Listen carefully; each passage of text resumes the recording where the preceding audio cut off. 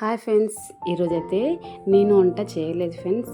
మా బాబు చేసిండు వెల్లుల్లి కారము. తినాలనిపిస్తుంది మమ్మీ, నేనే ట్రై చేస్తానని చేస్తున్నాడు.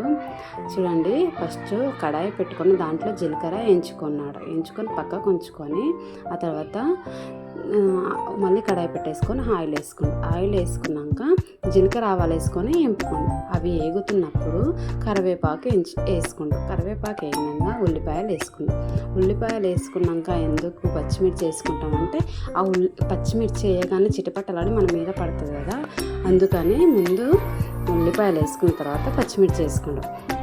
అవి అక్కడ ఏగుతున్నాయి కదా ఫ్రెండ్, ఏదైతే ముందు జీలకర్ర రోస్ట్ చేసుకుంటాం కదా, జీలకర్ర వేపుకుంటాం కదా, దాన్ని అది మెత్తగా అయినాక వెల్లుల్లి రెబ్బలు కూడా వేసుకొని అది కూడా మెత్తగా దంచుతుండ్రు. అది బాగా దంచిన తర్వాత కారం దాంట్లోనే వేసుకొని దంచుకుంటుండు. చూడండి ఫ్రెండ్స్, కారం కూడా వేసుకొని వెల్లుల్లి జీలకర్ర బాగా కారానికి పట్టే విధంగా చాలాసేపు అయితే దంచుకోండి. ఒక 2 minutes 3 minutes అయితే దంచుకోండి. అది దంచినాక అది మనకు తెలిసిపోతుంది ఫ్రెండ్స్, ముద్దలాగా తయారవుతుంది.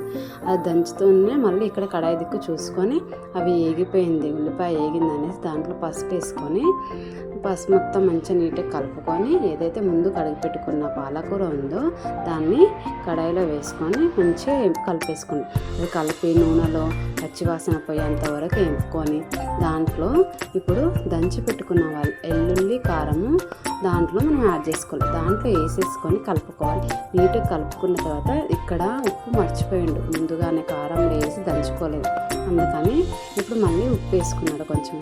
ఉప్పు మాత్రం తక్కువ వేసుకోండి ఫ్రెండ్, ఎందుకంటే ఉప్పు పాలకూరలో కానీ ఏ ఆకుకూరలో అయినా సరే చాలా తక్కువ పడుతుంది, లేకపోతే తినలేకుండా అవుతుంది కర్రీ, అందుకని కొంచెం ఉప్పు వేసుకోండి. చూడండి, నూనె పైకి తేలేంత వరకు ఉడికిన తర్వాత కొంచెం కొత్తిమీర వేసుకొని దింపేసుకోవాలి ఫ్రెండ్స్. చాలా టేస్టీగా ఉంటుంది. వేడి అన్నంలోకి కానీ చపాతీలో కానీ దేంట్లో తిన్నా చాలా టేస్టీగా ఉంటుంది. కానీ ఇక్కడ ఒక విషయం తెలుపన, మా బాబు ఈరోజు వంట చేసినందుకైతే నాకు చాలా సంతోషంగా ఉంది.